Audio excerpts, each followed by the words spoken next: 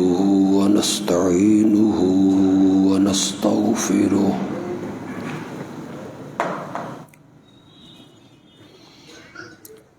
ونعوذ بالله من شرور أنفسنا ومن سيئات أعمالنا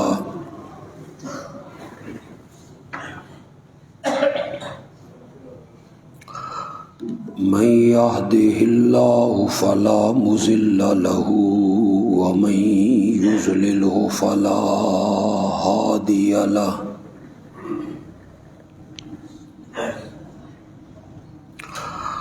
وأشهد أن لا إله إلا الله وحده لا شريك له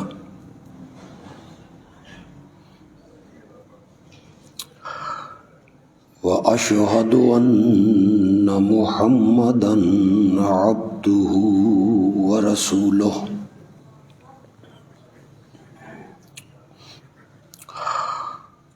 أما بعد فأعوذ بالله من الشيطان الرجيم بسم الله الرحمن الرحيم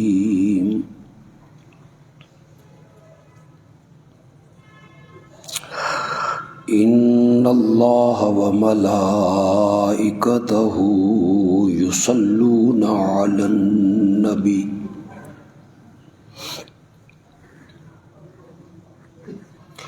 يا أيها الذين آمنوا صلوا عليه وسلموا تسليما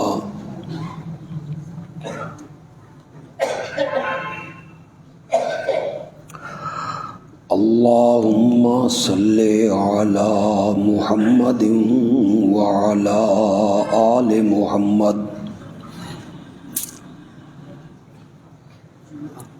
كما صليت على إبراهيم وعلى آل إبراهيم إنك حميد مجيد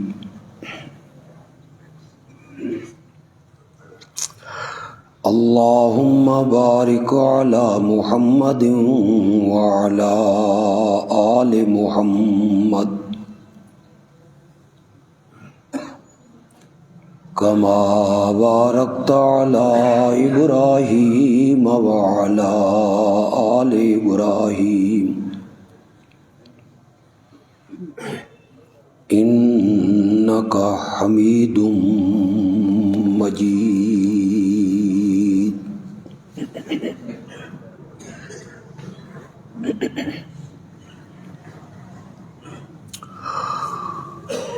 گزشتہ خطبے میں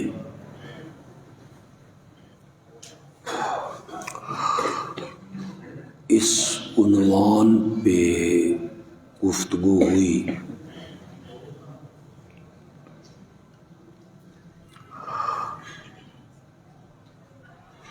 کہ پکارو اور دعا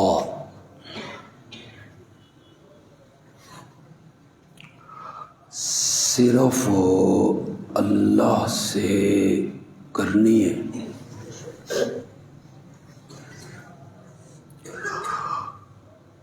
مانگنا ہے تو صرف اسی کے در سے مانگنا ہے.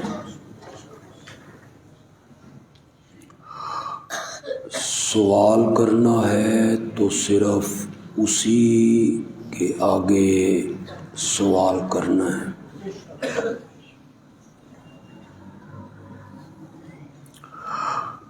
ہاں، شریعت نے اتنی اجازت دی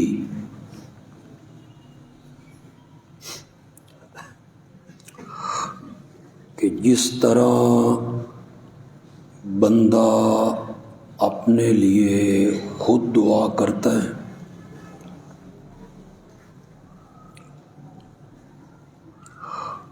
وہ دوسرے مسلمان سے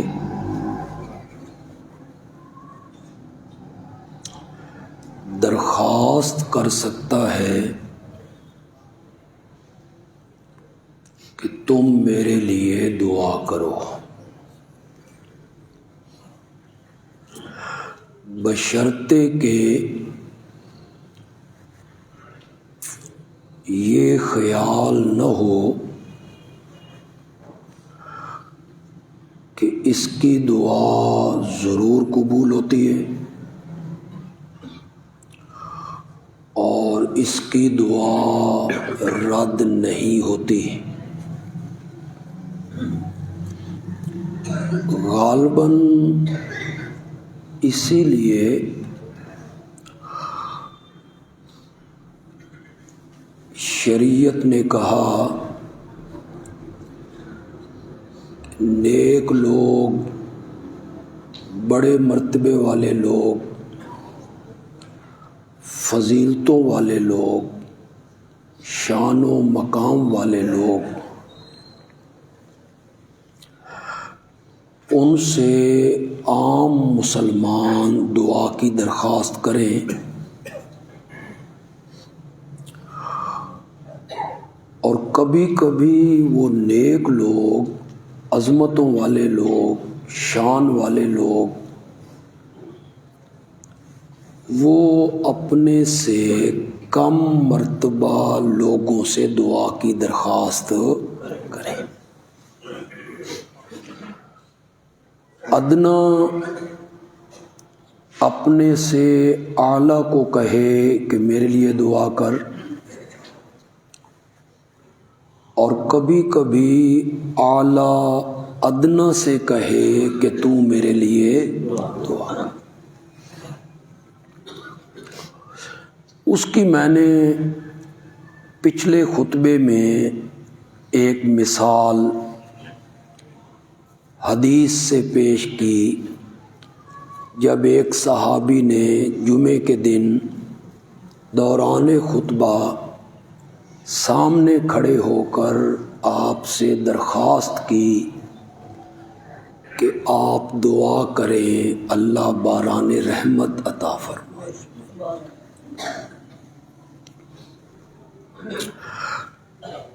ایک مثال کا تذکرہ آج کے خطبے میں کرنا چاہتا ہوں۔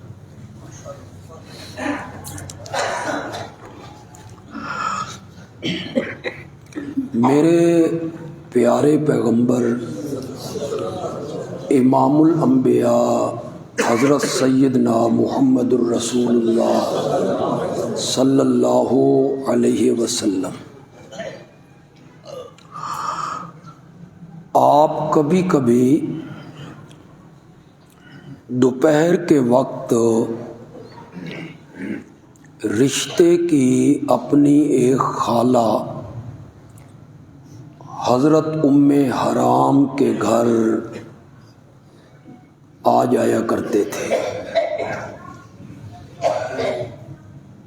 وہاں کچھ دیر کے لیے آپ آرام فرماتے اور کبھی آپ کی آنکھ لگ جاتی۔ ایک دن آپ اپنی خالہ کے گھر دوپہر کے ٹائم سوئے ہوئے، آپ اٹھے تو آپ کے چہرے پر مسکراہٹ تھی، مسکرا رہے تھے۔ انہوں نے پوچھا کہ مسکرانے کی کوئی خاص وجہ؟ آپ نے فرمایا مجھے خواب میں میری امت کے کچھ لوگ دکھائے گئے جو سمندر میں بحری جنگ کرنے کے لیے تختوں پہ اس طرح سوار ہیں جس طرح بادشاہ تخت پہ بیٹھا ہوتا ہے۔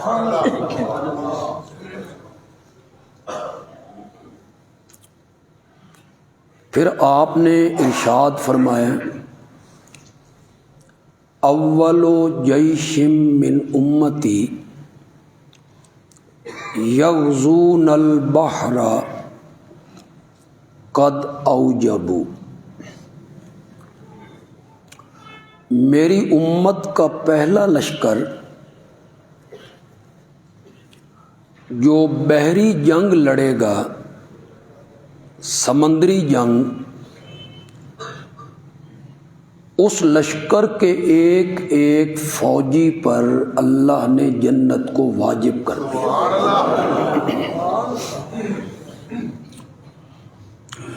دو باتیں ذہن میں رکھیں، نبی کا خواب عام لوگوں کے خواب کی طرح نہیں ہوتا۔ عام لوگ یعنی غیر نبی، چاہے وہ ولی ہو، پیر ہو، عالم ہو، صحابی ہو، اس کا خواب ظنی ہوتا ہے، ظنی، وہ دلیل نہیں بنتا۔ اور نبی کا خواب قطعی ہوتا ہے، جو حجت بنتا ہے، وہ عام لوگوں کے خواب کی طرح نہیں ہوتا۔ یہ ذہن میں بات رہے، نبی کا خواب وحی کا درجہ رکھتا ہے، قطعی ہوتا ہے۔ اور دوسری بات ذہن میں یہ رکھیں کہ اللہ کے سچے نبی کی کوئی پیشن گوئی غلط نہیں ہو سکتی۔ وہ جو پیشن گوئی فرمائیں گے اللہ کے حکم سے فرمائیں گے۔ یہ روایت اور حدیث جو میں پیش کر رہا ہوں، اسے امام بخاری اپنی کتاب میں 7 جگہوں پہ لائے، امام مسلم لائے، موطا امام مالک لائے، حدیث کی بہت سی کتابیں اس روایت کو لائی ہیں، اس حدیث کو، آپ کے اس فرمان کو۔ اس کی سند سونے کی طرح کھری ہے، اس کی سند میں کوئی کلام نہیں۔ میری امت کا پہلا لشکر جو بحری جنگ لڑے گا، قد اوجبوا، اللہ نے اس پورے لشکر پہ جنت کو واجب کر دیا ہے۔ جتنے شارحین ہیں یعنی حدیث کی شرح کرنے والے علماء ہیں، ان میں ابن حجر ہیں، عینی ہیں، ان کی کتابیں آپ اٹھائیں، تمام شرح لکھنے والے علماء نے اس حدیث پہ لکھا کہ حضرت سیدنا عثمان ذو النورین رضی اللہ تعالی عنہ کی خلافت میں پہلا لشکر جو روم کی جانب، قبرص کی جانب بڑھا، سمندر میں بحری لشکر، اس لشکر کے سپہ سالار حضرت معاویہ تھے۔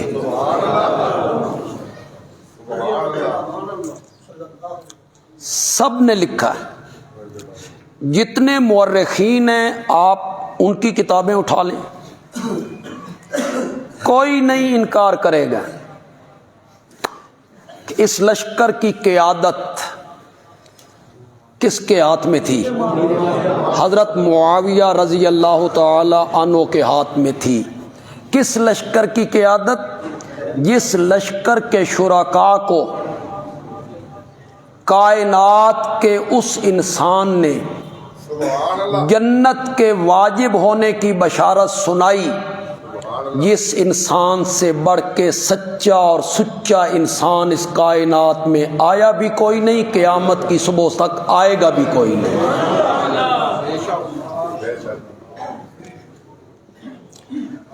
لائیے جو حوالہ میں پیش کر رہا ہوں،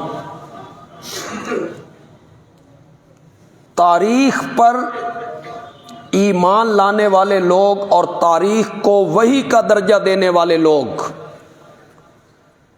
اور تاریخی کتب کے حوالے سے معاویہ پہ تنقید کرنے والے لوگ، میں ان سے کہوں گا کوئی ایسی روایت لائیے جو بخاری کے مقابلے کی ہو۔ 7ویں درجے کی کتابیں نہیں جو تم پیش کرتے ہو، ان کی کوئی حیثیت نہیں، وہ 7ویں درجے کی کتابیں ہیں۔ بخاری پہلے درجے کی کتاب ہے، وہ 7ویں درجے کی کتابیں کھول کے بیٹھ جاتے ہو۔ راوی کون ہے؟ ابو مخنف۔ راوی کون ہے؟ کذاب، حدیثیں وضع کرنے والے لوگ۔ ان راویوں کی روایت پر اعتماد کر کے حضرت معاویہ پہ تنقید کا دروازہ کھولتے ہو، طعن کرتے ہو، مذاق اڑاتے ہو، تمسخر اڑاتے ہو۔ کوئی حوالہ لائیے بخاری کے مقابلے کا، لائیے کوئی حوالہ، ورنہ اس حدیث کو مانیے، میرے آقا کے فرمان کو مانیے کہ جس لشکر نے سب سے پہلے بحری لڑائی لڑی حضرت عثمان کے دور خلافت میں، اس لشکر کا سالار سیدنا معاویہ تھا رضی اللہ تعالی عنہ۔ کوئی انکار نہیں کر سکتا۔ جتنی باتیں تم نے بنانی ہیں بناتے چلے جاؤ، یہ ذہن میں رہے سیدنا معاویہ ایسا صحابی ہے جس سے صرف شین بغض نہیں رکھتے، کچھ سین بھی ہیں۔ کل میں نے ایک کلپ سنا،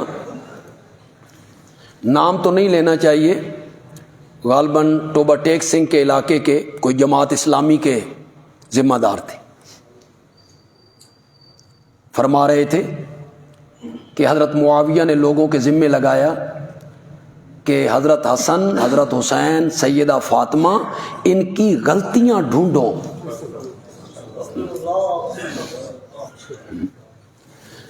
تواڈی جماعت اسلامی چ کسی دے ذمے لالے سراج نہیں لایا بے دوواں دیاں غلطیاں ڈھونڈو؟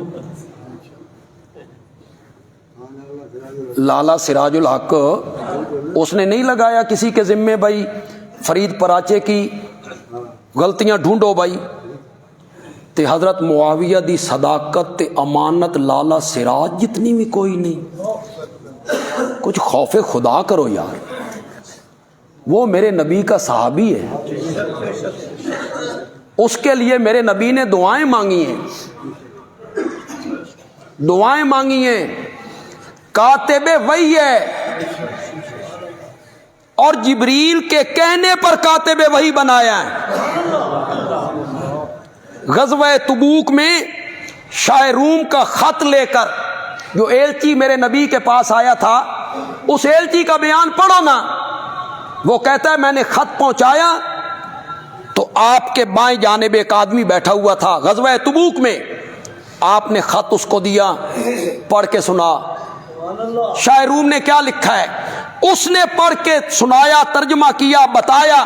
میں نے کسی سے پوچھا یہ کون ہے تو جواب آیا یہ ابو سفیان کا بیٹا معاویہ ہے، وہ میرے نبی کے بائیں جانب بیٹھا ہے، میرے نبی کا کاتب ہے، میرے نبی کو خط پڑھ کر کے سنایا ہے۔ واہ میرے نبی کی تربیت، کیسی تربیت کی تھی میرے نبی نے حضرت معاویہ کی کہ تو لوگوں کو کہہ بھئی حضرت حسن تے حسین تے فاطمہ دیاں غلطیاں ڈھونڈو۔ یہی تربیت تھی میرے نبی کی، شرم کرو۔ پھر جب لوگ آئے، آگے سنو، لوگ آئے تو لوگوں نے کہا جی سن تے غلطیاں لبھیاں کوئی نہیں، مل بھی کیسے سکتی تھی؟ حسنین کریمین ہو، سیدہ فاطمہ ہو، ان کی تو خوبیاں ہی ملنی ہے نا، ان کے تو کمال ہی ملنے ہیں نا، ان کے تو فضائل ہی ملنے ہیں، ان کی غلطیاں کیوں ملنی ہیں؟ کوئی صحابی عمدن غلطی کرتا ہے، جان بوجھ کے گناہ کرتا ہے، یہ غلطی کرتا ہے؟ نہیں ملنی تھی ان کی غلطیاں، ان لوگوں نے آ کے کہا جی غلطیاں تے لبھیاں کوئی نہیں، ہن کی کریے؟ سنو آگے، حضرت معاویہ نے کہا پھر میری مصنوعی فضیلت کے لیے روایتیں گھڑو، انا للہ، یہ میں بھی اپنے کارکنوں کو نہیں کہتا، کچھ خوف کیا کرو یار، میرے فضائل میں حدیثیں گھڑو، میری عظمت کے لیے کوئی روایتیں گھڑو، لوگوں کو تاثر دو کہ میں بڑا آدمی ہوں۔ اتنی گھٹیا سوچ معاویہ کو کہنے کی کیا ضرورت تھی کہ میرے لیے کوئی روایت گھڑو، کوئی حدیث گھڑو میری فضیلت میں؟ حضرت حسن رضی اللہ تعالی عنہ کے ساتھ صلح کے بعد جب حضرت حسن نے حضرت معاویہ سے صلح کی، اس صلح کے بعد معاویہ کے ہاتھ پر 55,000 صحابہ نے بیعت کی تھی۔ شرم کرو، کتنے ہزار صحابہ؟ بولو زور سے بولو، 55,000 صحابہ نے بیعت کی ہے اس کے ہاتھ پر، اور 54 صوبوں کا وہ خلیفہ ہے، حکمران ہے۔ اور دوسری بات جو بندیالوی کہنا چاہتا ہے، آؤ دلائل کے ساتھ میری بات کو جھٹلاؤ، گالیاں مت بکا کرو، گالیاں نکالنے سے بات نہیں بنتی کہ کمنٹ میں آپ گالیاں نکالنے لگ جائیں، نہ، دلائل سے بات کرو، دلائل کے میدان میں آؤ۔ 54 صوبوں میں کوئی ایک مومن، بڑا چیلنج کرنے لگا ہوں، 54 صوبوں میں صحابہ تابعین میں کوئی ایک مسلمان کا نام لو جس نے معاویہ کی بیعت کا انکار کیا ہو، لاؤ 54 صوبوں میں۔ حقائق بڑے کڑوے ہوتے ہیں، ہم تھوڑی سی بات کہتے ہیں، تم کہتے ہو یہ حضرت علی کی توہین ہو گئی۔ حضرت علی کی توہین کرنے والے کو تو میں منافق سمجھتا ہوں، حضرت علی کے ساتھ بغض رکھنے والا تو منافق ہے، حضرت علی کے ساتھ محبت کرنا ایمان کی دلیل ہے، حضرت علی کی تو جوتیوں کی توہین کرنا بھی شریعت اس کی اجازت نہیں دیتی، چاہے جائے کہ ان کی شخصیت کی تردید ہو، لیکن بولو جتنے لوگ بیٹھے ہو، حضرت عائشہ نے حضرت علی کی بیعت کی تھی؟ نہیں، کوئی نہیں کی، ہنکا چپ کر گئے ہو، یہ ذرا جا اونچی ہے نا۔ حضرت عائشہ نے بیعت کی تھی؟ حضرت طلحہ نے، حضرت زبیر نے، یہ طلحہ زبیر کون ہے؟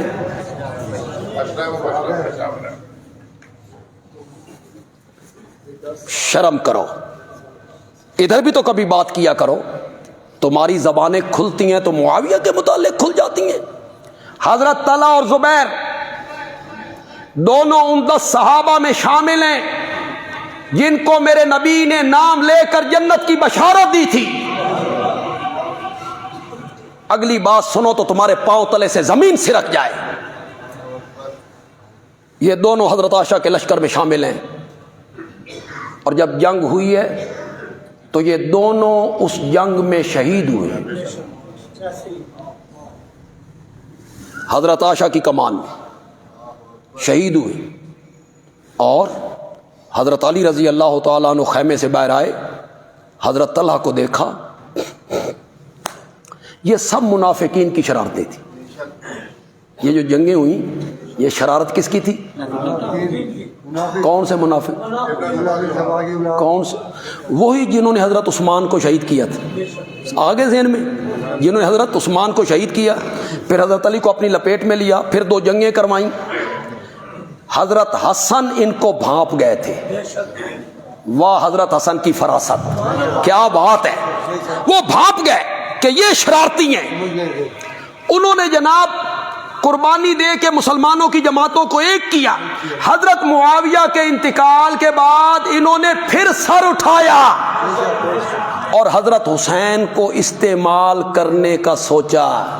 یہی منافق تھے، یہی لوگ تھے ابن سبا کی اولاد جنہوں نے مسلمانوں کو آپس میں لڑایا، مسلمان شہید ہوئے۔ حضرت علی رضی اللہ تعالیٰ عنہ جب حضرت طلحہ کے وجود کے پاس آئے، آنکھوں سے آنسو آئے، ہاتھ اٹھایا، ان کا ہاتھ پکڑا حضرت طلحہ کا اور اٹھایا اور کہا یہ وہی ہاتھ ہے، یہ وہی ہاتھ ہے جس نے احد کے میدان میں کی طرف آنے والے تیروں کو روک لیا تھا، یہ وہی ہاتھ ہے، وہی ہاتھ ہے۔ حضرت طلحہ ڈھال بن کر میرے آقا کے سامنے کھڑے ہو گئے تھے۔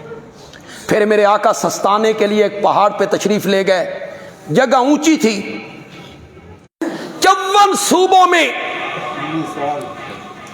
کوئی ایک مومن لاؤ، بندیالوی تمہیں چیلنج کر رہا ہے، لاؤ کوئی ایک مومن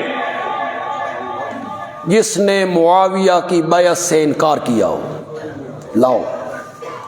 جب حضرت حسن نے بیعت کر لی، حضرت حسین نے بیعت کر لی، تو سارے مومنوں نے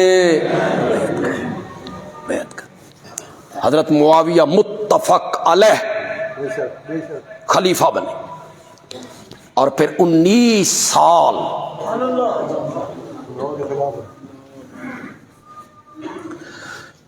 یہودیوں کی کمر توڑ کے رکھ دی، تک آیا، پھر اس کی اولاد سندھ تک آئی۔ یہ محمد ابن قاسم انہی میں سے ہے، سندھ تک آئے، یورپ تک پہنچے، افریقہ۔ آج معاویہ اس نے تمہاری کمر ٹھوک کے رکھ دی تھی، اس لیے تمہیں آج تک تکلیف ہے اور تمہیں ہضم نہیں ہو رہا معاویہ۔ اور تاریخ کے بلبوتے پر تم نے روایتیں گھڑی، روایتیں گھڑ کے لوگوں میں پھیلائیں،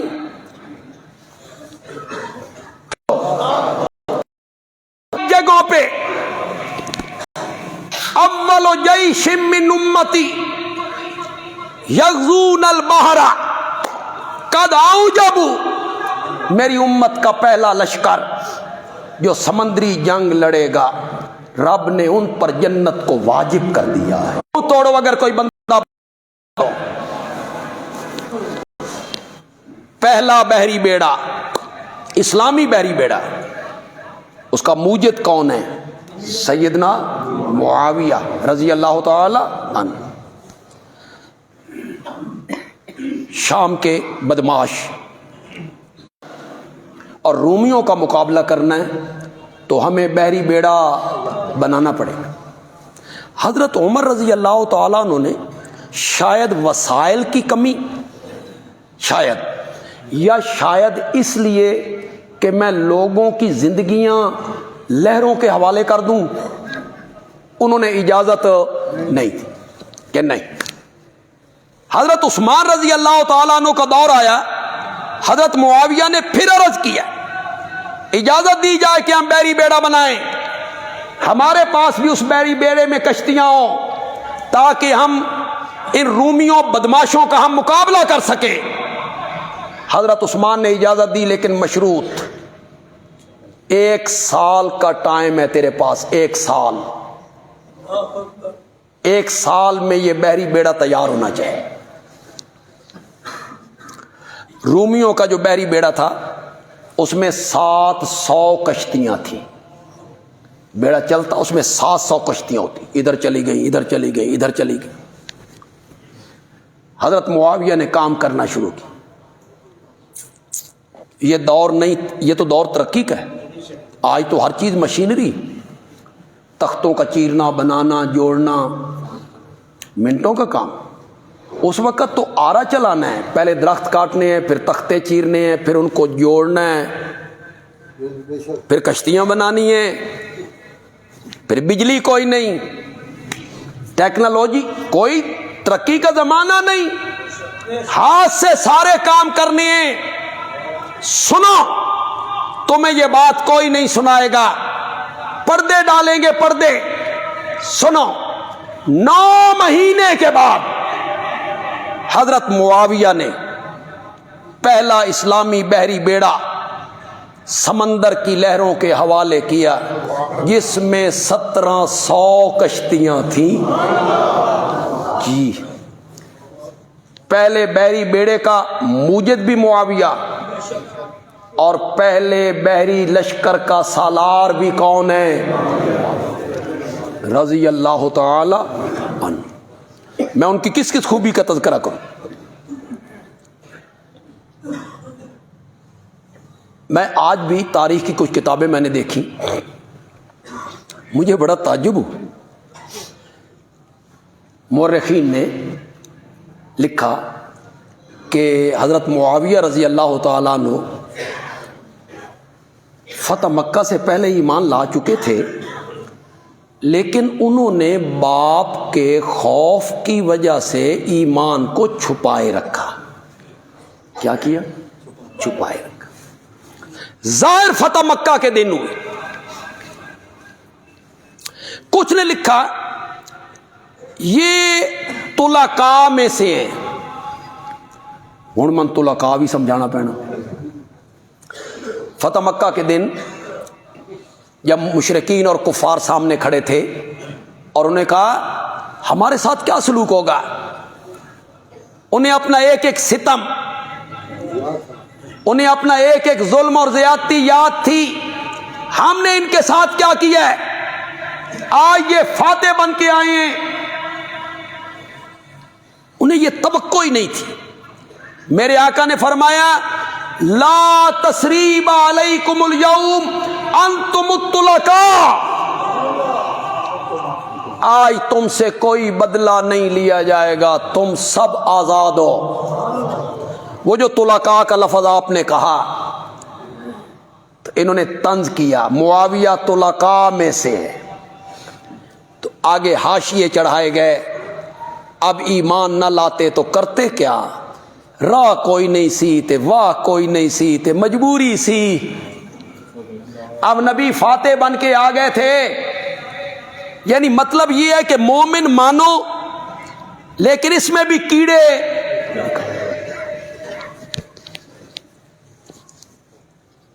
میں تاریخ کے ان تمام حوالوں کو جھٹلاؤں گا، اور جھٹلاؤں گا حدیث کی سب سے معتبر کتاب بخاری کے ذریعے۔ کیوں بھائی، تاریخ کی کتابوں کا بخاری کے مقابلے میں کوئی مقام ہے؟ کوئی مقام نہیں۔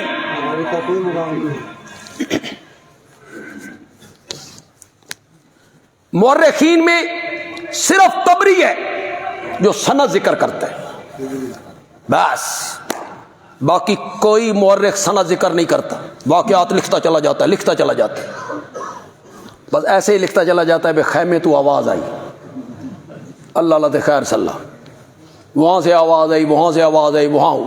صرف طبری، اس کا بھی جو مستند راوی ہے ابو مخنف لوط ابن یحییٰ، خدا گواہ ہے تمام محدثین نے لکھا ہے ابو مخنف لوط ابن یحییٰ فہو کذاب۔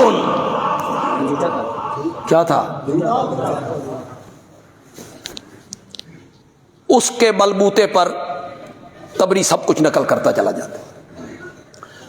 حافظ ابن کثیر رحمت اللہ علیہ کا البدایہ والنہایہ، وہ ایک روایت لکھتے ہیں، روایت لکھنے کے بعد فرماتے ہیں دل تو نہیں کرتا اس روایت کو لکھنے پر، طبری نے نہ لکھا ہوتا تو میں بھی چلا۔ بس ان کی اتنی سی بات، طبری نے لکھا میں نے بھی لکھ دی۔ فتح مکہ سے پہلے ایمان لائے، چھپا کے رکھا، ظاہر کیا فتح مکہ کے دن، सुलका में से हैं, मजबूरी का ईमान है। मैं कहता हूं दोनों बातें गलत। मेरे पास हवाला है अहले सुन्नत की सबसे मोतबर किताब बुखारी का, उसके मुकाबले का हवाला लाओ। मुआविया पे तनकीद करने वाले लोग बुखारी के मुकाबले का हवाला लेके आए। सुनो हवाला जी। मेरे आका सुलह हुदैबिया के 1 साल बाद उम्रतुल क़ज़ा करने के लिए मक्के तशरीफ लाए। उम्रतुल क़ज़ा समझते ना आप? वो उम्रा जो आपने हुदैबिया के साल करना था, उस साल मुशरिकीन ने न करने दिया, उस उम्रे की आपने क्या की? क़ज़ा की अगले साल। ये 7वीं हिजरी। फतह मक्का किस हिजरी को हुआ? 8वीं को। फतह मक्का 8वीं को, ये उम्रतुल क़ज़ा 7 हिजरी। फतह मक्का से 1 साल पहले मेरे आका उम्रा करने के लिए तशरीफ लाए। बैतुल्लाह का तवाफ किए, सफा मरवा की साई की, 7 चक्कर लगाने के बाद आप मरवा पे बैठे हुए। जितने नौजवान यहां बैठे हो या पहली मर्तबा मेरी गुफ्तगू को सुन रहे हो, मुझे कुछ नहीं कहना। मैं ये जो हवाला पेश कर रहा हूं किस किताब से कर रहा हूं? शाबाश शाबाश, बुखारी से। वही बुखारी जिसकी आज पूरे पाकिस्तान में तकमील बुखारी, इख्तिताम बुखारी की धूमें मची हुई हैं। तकमील बुखारी, जरा देखो तो सही बुखारी लिखता क्या है। मेरे आका मरवा पे बैठे हुए हैं, मुकम्मल हो गया काम उम्रे का। सिर्फ बाल कटवाने, हिजामत करवाना, कैंची आपके हाथ में, फिर आपने इहराम खोल देना।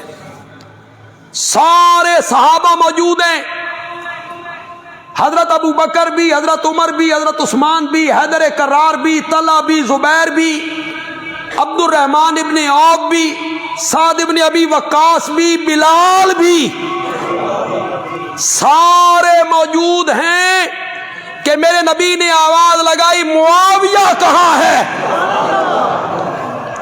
उठाओ बुखारी, मुआविया, किताबुल हज निकालो, किताबुल हज वल उमरा निकालो, उसमें बाबुल हल्क व तकसीर वो बाब निकालो, उसमें ये रिवायत पढ़ो, मुआविया कहां है?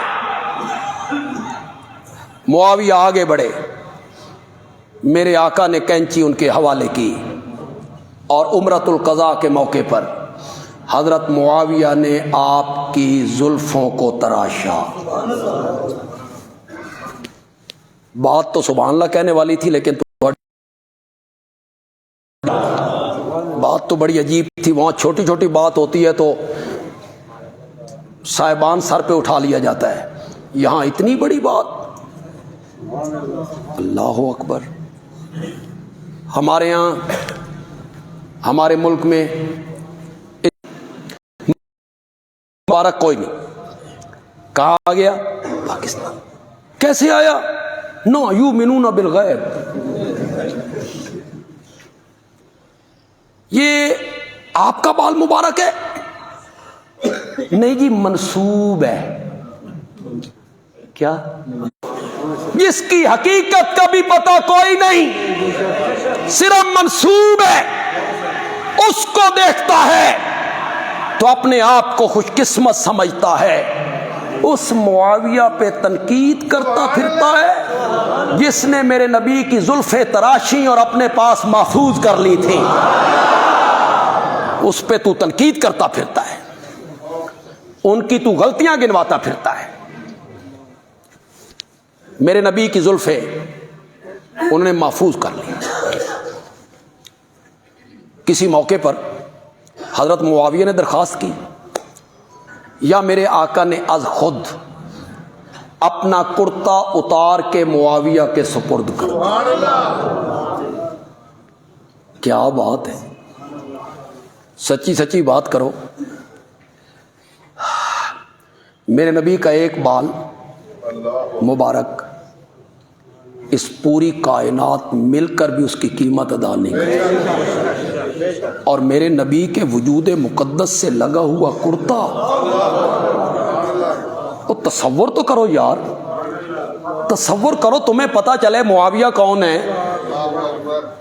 آج لگ جاتے ہو ادھر ادھر کی باتیں کرنے اور کتابیں اٹھا کے تنقید کرنے پر۔ ناخن اتارے وہ بھی محفوظ کر لیں۔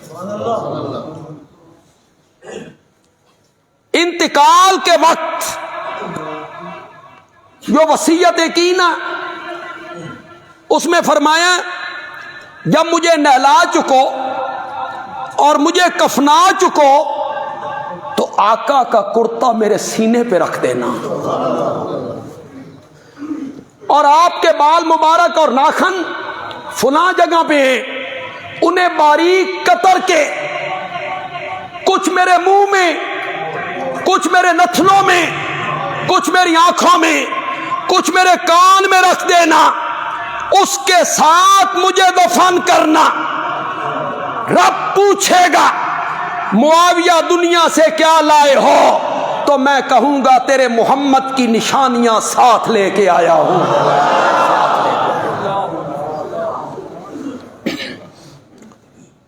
تو یہ جو آپ بال کاٹ رہے تھے مروہ پہ فتح مکہ سے 1 سال پہلے، یہ ایمان کو چھپانا تھا؟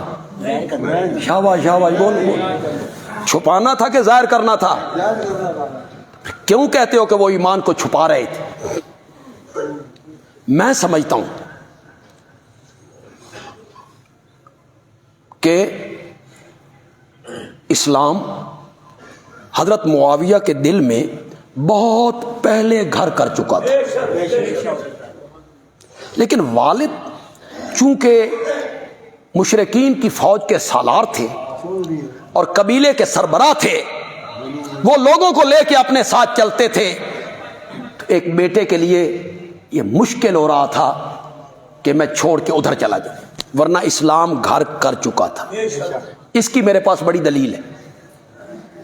دلیل میرے پاس یہ ہے کہ مشرکین، ہاں، جب میرے آقا کو نبوت ملی نا، اس وقت حضرت معاویہ کی عمر 5 سال تھی۔ کتنی؟ 5 سال۔ مکے کے 13 سال ملاؤ 18، مدینے کے 2 سال 20۔ بدر کی لڑائی میں ان کی عمر 20 سال تھی، حضرت علی کی عمر 21 سال تھی، اور حضرت معاویہ کی عمر کتنی تھی؟ 20 سال۔ کڑیل جوان۔ جتنے لوگ یہاں آئے ہو تاریخ پڑھتے رہتے ہو، بولو کسی ایک جنگ میں معاویہ اسلام کے خلاف تلوار سونت کے آیا؟ بولو۔ بدر میں آئے؟ نہیں۔ احد میں، خندق میں، کسی ایک جنگ میں نہیں آیا۔ باتیں کرنی بڑی آسان ہے۔ کل میری پوسٹ چڑھی کہ عظمت معاویہ پہ جمعہ پڑھائیں گے، تو نیچے کسی نے لکھا کہ یہ تو فتح مکہ کے دن ایمان لائے تھے، تو ان کی ختنہ کہاں ہوئی تھی؟ میں نے کہا جہاں حضرت علی کے بڑے بھائی عقیل کی ہوئی تھی۔ سمجھ رہے ہو کہ نہیں سمجھ رہے ہو؟ حضرت عقیل کب اسلام لائے تھے؟ فتح مکہ کے دن، وہ بھی فتح مکہ کے دن۔ حضرت عباس نبی پاک کے چچا کب اسلام لائے تھے؟ بولتے کیوں نہیں ہو؟ فتح مکہ کے دن۔ تو فتح مکہ کے دن تو اور بہت سے لوگ ایمان لائے تھے، کہیں ہاشمی ایمان لائے، نبی پاک کے چچا حضرت عباس ایمان لائے، حضرت علی کے بھائی عقیل ایمان لائے۔ تو بات کرتے ہوئے بندے کو ذرا تحقیق کو سامنے رکھنا چاہیے، ایک آدمی کو مورد الزام نہیں بنانا چاہیے کہ آپ تمسخر اڑانے لگ جائیں۔ کسی ایک جنگ میں حضرت معاویہ اسلام کے خلاف تلوار سونت کے نہیں آئے۔ بولو جنہوں نے تاریخ پڑھی ہے، بولو۔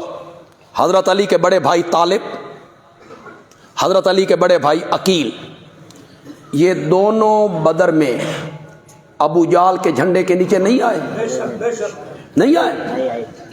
حضرت عباس نبی پاک کے چچا ابو جال کے جھنڈے کے نیچے نہیں آئے؟ آئے۔ حضرت صدیق اکبر کے بیٹے عبد الرحمن ابو جال کے جھنڈے کے نیچے نہیں آئے؟ حضرت عمر کے ماموں حضرت سعد کے سکے بھائی تلوار سونت کے ابو جال کے جھنڈے کے نیچے نہیں آئے؟ آئے۔ ہاشمی آئے، قریشی آئے، بنو امیہ کے لوگ بھی آئے، معاویہ نہیں آیا۔ تلوار چلانے کا دھنی ہے،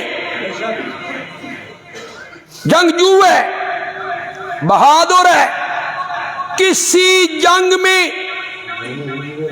اسلام کے خلاف تلوار اٹھا کے نہیں آیا۔ ایک جملہ کہا کرتا ہوں، نئے لوگ آئیں اس سے لطف اندوز ہوں، جو پرانے لوگ ہیں وہ مزہ لیں۔ کیوں نہیں آیا تلوار اٹھا کے؟ معاویہ کسی جنگ میں اسلام کے خلاف تلوار اٹھا کے نہیں آیا۔ نہیں آیا اس لیے نہیں آیا کہ رب نے معاویہ کے ہاتھ اسلام کے خلاف تلوار اٹھانے کے لیے نہیں بنائے تھے، قرآن لکھنے کے لیے بنائے تھے۔ اس نے کاتب وحی بننا تھا، اس نے کاتب وحی بننا تھا، اس نے میرے نبی کے خطوط لکھنے تھے۔ اس کے ہاتھ اسلام کے خلاف تلوار اٹھانے کے لیے نہیں بنے۔ سب سے بڑا الزام جو حضرت سیدنا معاویہ رضی اللہ تعالیٰ عنہ کو دیا جاتا ہے اور جس کے چھتری کے نیچے ان پہ تنقید کی جاتی ہے، وہ یہ ہے کہ وہ حضرت علی رضی اللہ تعالیٰ عنہ کے مقابلے میں تلوار سونت کے آئے۔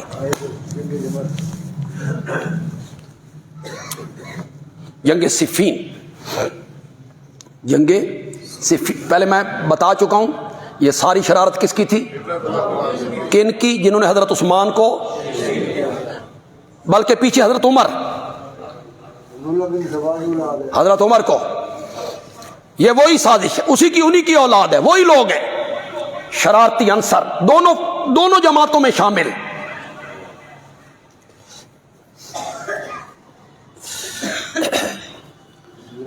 حضرت علی کے مقابلے میں ہے، انصاف سے بات کیجیے، عدل سے بات کیجیے، قولوا قولا سدیدا، ہمیشہ سچی بات کہو، درست بات کہو۔ جتنے لوگ بیٹھے ہو اکثر کا منہ کعبے کی طرف ہے، دل پہ ہاتھ رکھ کے بولو، حضرت علی رضی اللہ تعالیٰ عنہ کے مقابلے میں سب سے پہلے حضرت معاویہ آئے تھے یا اس سے پہلے کوئی اور شخصیت بھی آئی تھی؟ ام المومنین سیدہ عائشہ، وہی قصور جو معاویہ نے کیا۔ اگر قصور ہے تو وہی قصور ادھر ہوتا ہے، انہیں کچھ نہیں کہتے ہو، ان پہ تان کرتے ہو، اس واسطے کہ جا جھکیے تو جا ذرا جگہ ذرا اوپر ہے نا، اس لیے ان پہ کوئی تنقید نہیں کرتا۔ حضرت عائشہ رضی اللہ، میں پھر کہوں گا، حضرت عائشہ اور حضرت علی کے مابین کوئی جنگ نہیں، یہ سب کس کی سازش تھی؟ منافقوں کی۔ دونوں طرف سے انہوں نے لپیٹا، بالکل بات سلو تک پہنچ گئی تھی۔ رات کو ادھر سے تیر اندازی کی، پھر ادھر سے تیر اندازی کی، حضرت علی کو جگایا اور جگا کے کہا اس لشکر نے حملہ کر دیا ہے، اور جب حملہ ہو جائے تیر چلنے لگے پھر کون تحقیق کرتا ہے؟ بس جنگ ہو گئی، غلط فہمی کی وجہ سے ہو گئی، ورنہ ان کے درمیان کوئی جنگ نہیں۔ اس لیے نہیں کہ میرے پاس اللہ کا قرآن ہے، اللہ کا قرآن میرے پاس ہے، سورت فتح ہے، سورت فتح کا آخری رکوع ہے، 27واں پارہ ہے۔ خدا کے لیے گھروں میں جا کے دیکھیے گا، محمد الرسول اللہ والذین معہ، پڑھو یار، پہلے پڑھو یار، محمد الرسول اللہ، جس ہستی کا نام محمد ہے صلی اللہ رسول اللہ، وہ کون ہے؟ اللہ کا رسول ہے، یہ دعویٰ ہے۔ بڑی بات کہنے لگا ہوں یار، یہ دعویٰ ہے، جس ہستی کا نام محمد ہے وہ اللہ کا رسول ہے۔ مولا اس دعوے کی دلیل کیا ہے؟ فرمایا والذین معہ، جو لوگ اس کے ساتھ ہیں، جو لوگ اس کے صحابی ہیں، جو لوگ اس کے ساتھی ہیں، وہ اس کی رسالت کی دلیل ہیں۔ ان کے ساتھ ملنے والا ابو بکر کتنا سچا ہے، ابو بکر نے جس کا کلمہ پڑھا ہوگا وہ کتنا سچا ہوگا۔ والذین معہ، جس عثمان نے اس نبی کا کلمہ پڑھا وہ عثمان اتنا حیادار ہے کہ رب کے فرشتے بھی اس سے حیا کرتے ہیں، تو جس کا کلمہ پڑھا وہ کتنا حیادار ہوگا۔ حضرت عمر جنہوں نے ان کا کلمہ پڑھا وہ اتنا عادل ہے، وہ نبی کتنا عادل ہوگا۔ حیدر کرار جس نے ان کا کلمہ پڑھا وہ اتنا نڈر، بے باک، جرت مند، شجاع اور بہادر ہے۔ حضرت علی نے جس کا کلمہ پڑھا ہوگا وہ محمد کتنا بہادر ہوگا۔ محمد الرسول اللہ دعویٰ ہے، دعویٰ، وہ اللہ کے رسول ہے۔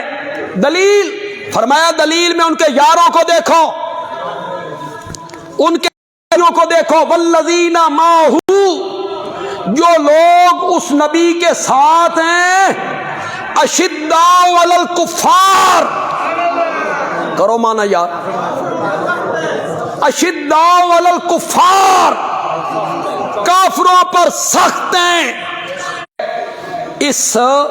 اس سازش کو خدا گواہ ہے، میں حضرت معاویہ کی وکالت کرتا ہوں اور مجھے اس پر فخر ہے، لیکن معاویہ حسن کی صلح جو ہوئی، اس میں جو کردار حضرت حسن کا ہے نا، معاویہ اس کو نہیں پہنچ سکتا، نہیں پہنچ سکتا۔ اس میں حضرت حسن کا بڑا کردار ہے بھائی، ان کی سازش کو بھانپا انہوں نے۔ وہ اپنے والد صاحب سے بھی کہا کرتے تھے، بابا اے جڑے بندے ساڑھے چاروں پاسے نے نا، انہاں دے ارادے ٹھیک، یہ روایات میں ملتا ہے۔ وہ اپنے والد صاحب کو سمجھاتے تھے، بتاتے تھے، لیکن جب اقتدار ان کے پاس آیا، خلافت ان کے پاس آئی، انہوں نے ان کی سازش کو بھانپا اور انہوں نے مسلمانوں کی یہ جو دو جماعتیں آپس میں برسر پیکار تھیں، خلافت کی قربانی دے کر ان کو آپس میں جوڑ دیا انہوں نے۔ اللہ حضرت حسن کی قبر منور پر انگنت رحمتیں نازل فرمائے، انگنت رحمتیں نازل فرمائے۔ بس آخری بات کہہ کے ختم کرتا ہوں، چونکہ وقت بڑا کم ہوتا ہے اور اسے بھی میں مختصر کروں گا۔ حضرت علی کو بنیاد بناتے ہو نا، اور اس وجہ سے تبرہ کرتے ہو نا، حضرت علی کی محبت میں سب کچھ کرتے ہو نا، حضرت علی کے عشق میں سب کچھ کرتے ہو نا، آؤ خود حضرت علی کا حضرت معاویہ کے بارے میں کیا خیال ہے؟ اور کتاب بھی میری نہیں، نہج البلاغہ کتاب بھی تمہاری ہے، میری نہیں ہے، میں صرف حوالہ پیش کر رہا ہوں۔ حوالہ نہ ہو مجرم کہیں چیلنج کر لو، حوالہ ہو تو پھر سچا محب حضرت علی کا وہی ہوگا جو حضرت علی کی بات مانے گا۔ صحیح محب کون ہوگا؟ جو حضرت علی کی بات رضی اللہ تعالیٰ عنہ کی بات کو مانے. میں تو مولا علی ہوں. تو ان تعجب ہو گیا ہونا. مولا علی، میں تو مولا علی ہوں. مولا کا ایک معنی مالک ہوتا ہے، عربی میں مولا کا ایک معنی غلام ہوتا ہے. میں غلام کے معنی مراد لے رہا ہوں. مولا علی، میں علی کا غلام ہوں. میں علی کا نہیں، روایتوں میں آتا مولا ابن عباس، مولا ابن عمر، مولا ابن مسعود، ابن عمر کا غلام، ابن عباس کا غلام. تو میں کیا ہوں؟ آپ کیا ہیں؟ ہم سب حضرت علی کے غلام ہیں. جو حضرت علی نے فرمایا ہم نے آنکھیں بند کر کے مانا. اور محب ہوتا ہی وہ ہے. عاشقی چیست بگو بندہ جانا بودن. عاشقی کیا ہے؟ عشق کیا ہے؟ شاعر کہتا ہے بگو، کہو بندہ جانا بودن. محبوب کے غلام بن جانے کا نام ہے. محبوب کے غلام بن. 1:45 بج رہے ہیں، 50 منٹ ہو گئے، 1 بج کے. سب کو نظر آ رہا ہے ایک بندے کا محبوب ہے، بڑا پیارا ہے، اس سے عشق کرتا ہے. وہ کہتا ہے ہوں رات ہے. تو سچا محب وہی ہوتا ہے جو کہے ہے تے 1:50 دن دا، لیکن تو آخنا تے یار رات ہی صحیح ہے. محبت تو اسے کہتے ہیں. ہم مولا علی ہیں. بولو بولو، ہم سب حضرت علی کے غلام ہیں. نہج البلاغت میں حضرت علی نے اپنے تمام گورنروں کو خط لکھا. کب؟ جب کچھ لوگ اہل شام پر زبانیں کھولنے لگے، انہوں نے خط لکھا تمام گورنروں کو. اس میں انہوں نے لکھا کہ میرا اور اہل شام سیدنا معاویہ کے لشکروں کے درمیان جو معاملہ پیش آیا تھا، ان ربنا واحد. اے عربی تو یار بڑی سوکھی ہے، اس کا بھی ترجمہ کروں. ان ربنا واحد، کرو مانا ہمارا رب. ان نبینا واحد وان دعوتنا فی الاسلام واحدۃ. اسلام کی طرف دعوت دینے میں ہم برابر ہیں. ہمارا رب ایک ہے، ہمارا نبی ایک ہے، ہماری دعوت فی الاسلام ایک ہے. اگلے جملے سنو، حضرت علی کی زبان سے سنو، سن سکتے ہو تو. حضرت علی نے فرمایا ایمان کی تصدیق کرنے میں، اللہ اور اللہ کے نبی پر ایمان لانے میں، نہ میں معاویہ سے بڑھ کر ہوں، نہ معاویہ مجھ سے بڑھ کر ہے. جی اپنے جیسا مومن مانا یا نہیں مانا؟ نہ ہو حوالہ پھر بات کومنٹ میں گالیاں نہیں نکالنی. اس حوالے کو جھٹلانا ہے، کہنا نہیں غلط حوالہ ہے، یہ نہج البلاغت میں نہیں ہے. اور اگر ہو تو حضرت علی جس معاویہ کو اپنے جیسا مومن مان رہا ہے، اس معاویہ پہ تبرہ کرتے ہوئے کچھ تو خیال کرنا چاہیے، کچھ لحاظ کرنا چاہیے. تم اس کے ایمان میں بحث کرنے لگ جاتے ہو، نام لیتے ہو تو روکھا سوکھا نام لینے لگتے ہو، پھر ان پہ تبرہ اور تان کا دروازہ کھول دیتے ہو. ہم تو یہ چاہتے ہیں کہ کسی صحابی پہ بھی تان نہیں ہونا چاہیے. حضرت علی رضی اللہ تعالیٰ عنہ متفق علیہ شخصیت. کیوں بھائی؟ ان کی شخصیت میں کسی فرقے کا اختلاف ہے؟ کوئی نہیں. شیعہ، سنی، بریلوی، دیوبندی، اہل حدیث سب حضرت علی کو مان رہے، ان کے فضائل بیان کر رہے ہیں. وہ متفق علیہ شخصیت ہے. ان کی شخصیت میں کسی مسلک کے آدمی کو کوئی اختلاف نہیں. اس لیے ان کی عظمت کو بیان کرنا اتنا ضروری نہیں جتنا ان صحابہ کی عظمت کو بیان کرنا ضروری ہے جن پر لوگ کیا کرتے ہیں، جن کی تاریخ کو مسخ کیا جاتا ہے۔ حضرت علی، ان کو تو سب مان رہے ہیں، ہم بھی مان رہے ہیں، دوسرے فرقے کے لوگ، مسلک کے لوگ بھی مان رہے ہیں۔ حضرت علی کی توہین کرنے والے کو تمام مسالک کے لوگ مومن ماننے کے لیے تیار نہیں ہیں، خدا گواہ ہے۔ حضرت علی رضی اللہ تعالیٰ عنہ کی توہین، حضرت علی رضی اللہ تعالیٰ عنہ کی کسی بارے میں بھی توہین، میری بات غور سے سننی ہے، کرنے کے بعد کیا بندہ حوض کوثر پر آمنہ کے لال کا سامنا کر سکے گا؟ کیسے سامنا کرے گا؟ تصور بھی نہیں ہو سکتا۔ یہ مت کہا کرو کہ یہ لوگ حضرت علی کے مخالف ہیں، حضرت علی کے دشمن ہیں، پھر کمنٹ میں لکھتے ہو لعنت بر دشمنان علی، تو تاثر دیتے ہو بھئی ہم پر لعنت برس رہی، ہم پر لعنت برس رہی۔ آئیے سارے مل کر ہم بھی نعرہ لگا دیتے، سارے مل کر، اور پیچھے سین کی آخری صف تک جتنے بندے بیٹھے ہیں ہاتھ اٹھائیں گے، ذرا میرے ساتھ آواز لگائیں گے، دشمنان علی پر لعنت ہو۔ اور سے کہو، حضرت علی کے دشمنوں پر بے شمار لعنت ہو، حضرت علی کی توہین کرنے والوں پر بھی بے شمار لعنت ہو۔ ملعون ہے وہ آدمی جو حضرت علی کی توہین کرتا ہے، اور ملعون ہے وہ آدمی جو کسی صحابی کی توہین کرتا ہے، وہ بھی ملعون۔ کسی بھی صحابی کی توہین کرے وہ رحمت کا مستحق نہیں ہے۔ رحمت کا مستحق وہ ہے جو خاندان علی کا بھی احترام کرے اور صحابہ کی جماعت کا بھی احترام کرے۔